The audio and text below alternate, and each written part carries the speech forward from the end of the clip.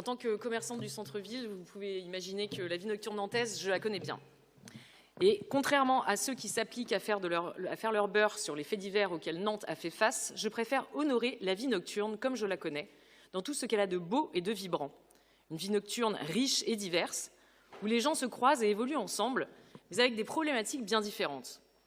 Qui dans la recherche d'un lieu de joie et d'euphorie sur les pistes de danse, qui dans l'exercice de leur profession en jonglant avec des horaires à contre-courant de leur famille, qui dans l'épreuve de rester dehors avec des conditions terriblement compliquées.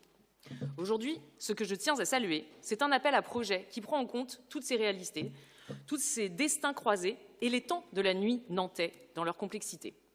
Je suis particulièrement fière de voir dans les projets soutenus des approches culturelles et artistiques qui viennent questionner notre rapport à la nuit. Je suis particulièrement fière de voir dans les projets soutenus un projet visant à donner la parole à des jeunes en précarité qui vivent pour certains la nuit comme des moments d'errance et peuvent parfois se laisser happer par des addictions destructrices.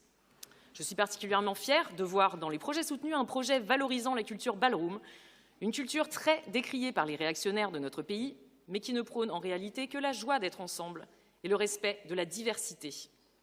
Je suis enfin particulièrement fière de voir un projet porté par l'association Paloma, dont je salue le travail du quotidien auprès des travailleurs et des travailleuses du sexe de notre territoire et qui ira à la rencontre du public nocturne nantais pour sensibiliser à la santé sexuelle et à la prévention des risques.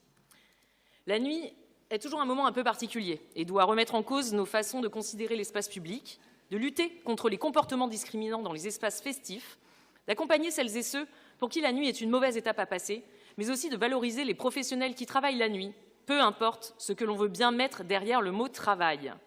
Parce que la nuit porte conseil, sachons les écouter justement ces conseils, et adapter nos politiques publiques en fonction de la réalité de tous les habitants. C'est ce que cet appel à projet propose et c'est avec enthousiasme que nous l'adopterons. Merci.